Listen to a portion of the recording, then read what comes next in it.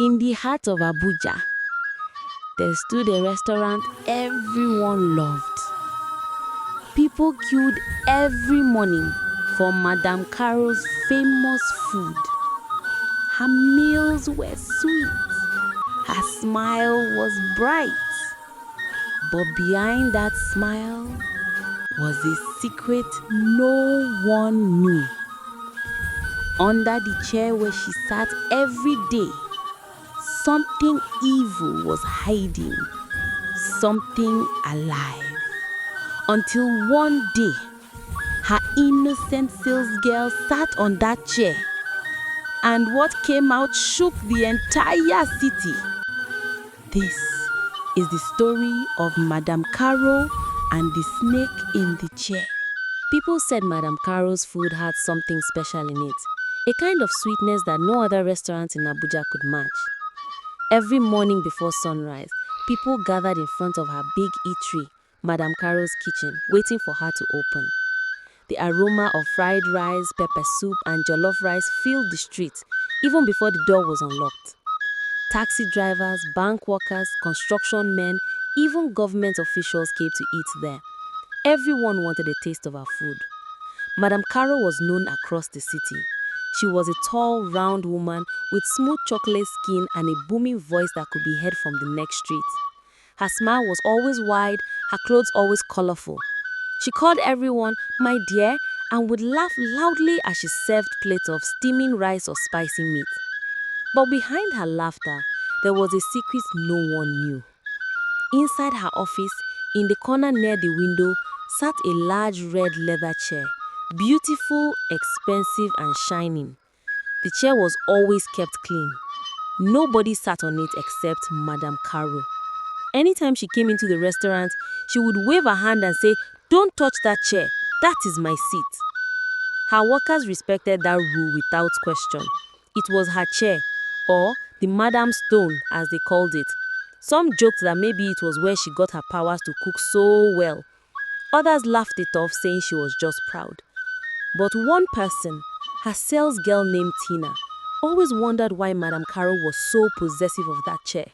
Tina was a young girl of 19, fresh from the village. She came to Abuja to work and send money home to her widowed mother.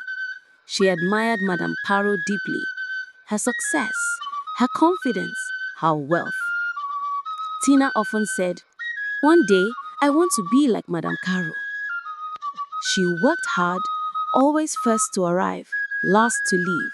She cleaned, cooked, and smiled at customers.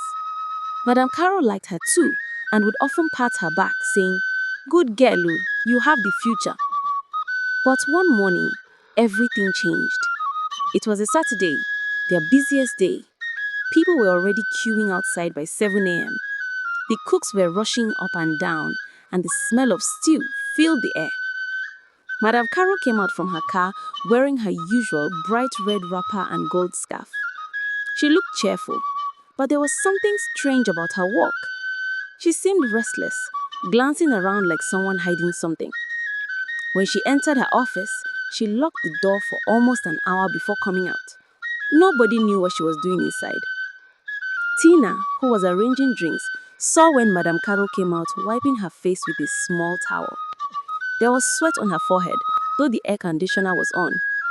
She smiled quickly and said, "My dear Tina, bring me cold malt, eh? And remember, nobody should touch my chair." "Yes, ma," Tina answered. Business went on as usual. People filled the restaurant. The music played softly in the background. Madam Caro sat on her red chair, smiling as she counted money and gave instructions. Her movements were slow and careful, as if she was protecting something beneath her. Around noon, she suddenly stood up and said she was going to meet a supplier nearby. "Tina, manage the place until I come back," she said. "Make sure the customers are happy. And remember, my dear, nobody touches that chair." She took her bag and left. Tina nodded obediently and continued serving customers.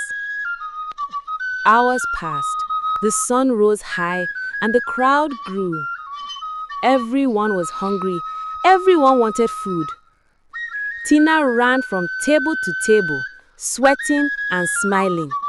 The heat from the kitchen mixed with the noise of customers, and soon she began to feel dizzy. By 2 p.m., she was exhausted. Madam Caro had still not returned. The restaurant was still packed. People were shouting for more food. Tina was too tired to stand. She looked at Madam's office. The red chair was calling her silently. It looked soft, clean, and cool. She hesitated. She remembered Madam's warning that nobody should sit on that chair. But her legs were shaking. Just a small rest, Tina told herself. She won't even know. She entered the office quietly, closed the door behind her, and sank into the red chair. The moment she sat, she felt something strange, a cold movement under the cushion. At first, she thought it was her imagination, but then she heard a low, deep hiss. Her heart stopped. Before she could stand, the seat moved again, this time violently. A thick black snake, longer than a man's arm, slithered out from the bottom of the chair, raising its head and hissing loudly. Its eyes were yellow and burning like fire. Tina screamed and jumped back, knocking down a table. The scream echoed through the restaurant. Customers rushed toward the office door. The cooks ran out of the kitchen. "What happened?" they shouted. Tina fell to the ground, trembling. "Snake!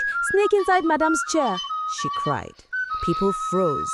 One of the meal workers, Uche, ran to the office and peeped through the door.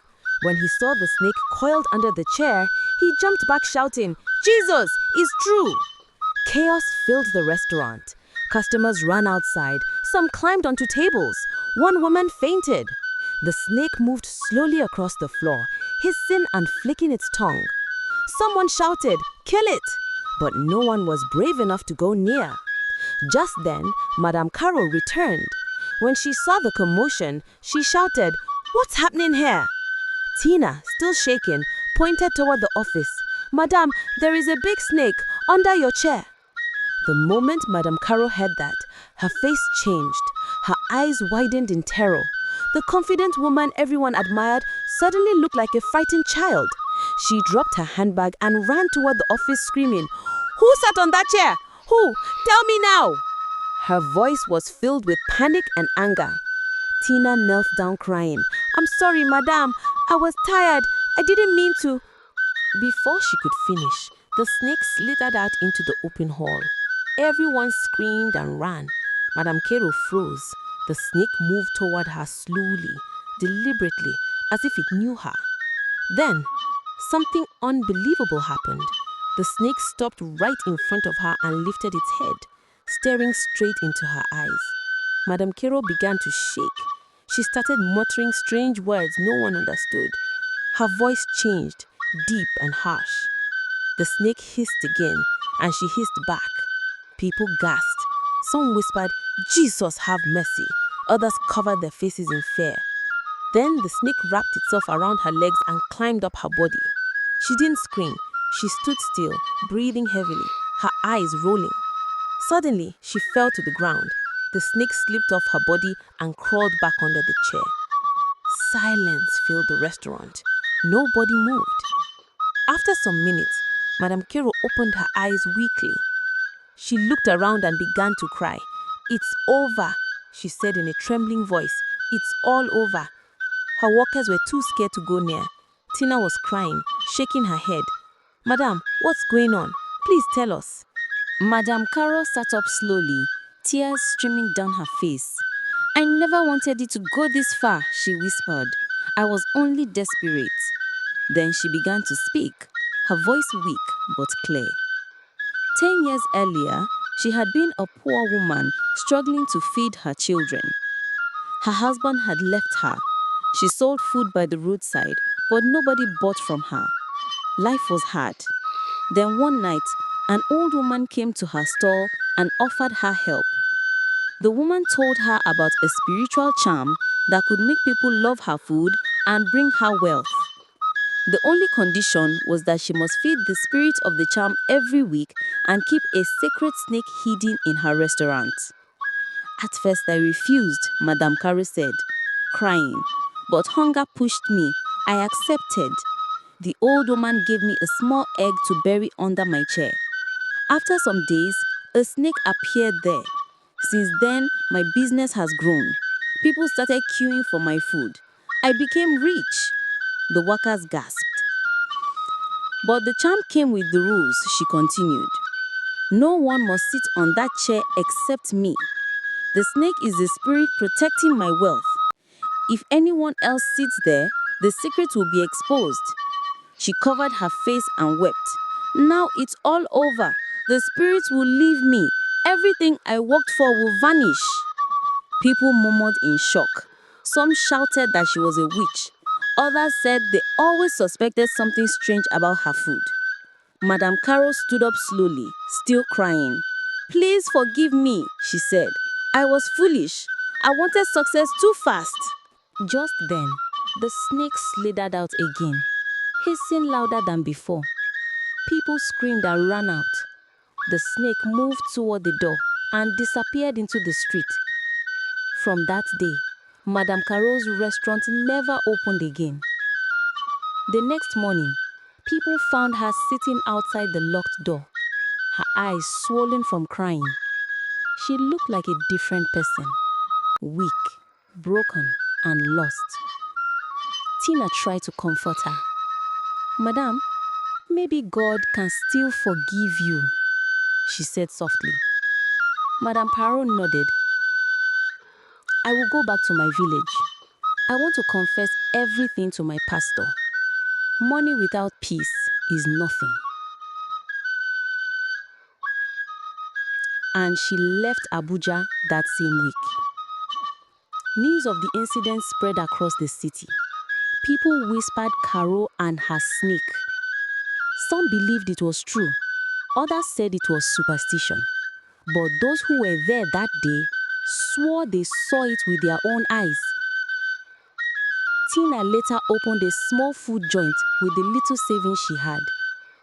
She named it Mercy Kitchen. Unlike her former boss, she prayed every morning before cooking. People liked her food too, not because of any magic, but because it came from her heart. One evening, months later, Tina received a letter. It was from Madam Caro. In the letter, Caro wrote, My dear Tina, I am writing from my village. I have nothing left, but I have peace now. I gave my life to God. I have confessed all my sins. The snake is gone forever. Please learn from me. Never trade your soul for quick success. Work hard and trust God. With love, Caro. Tina cried as she read the letter.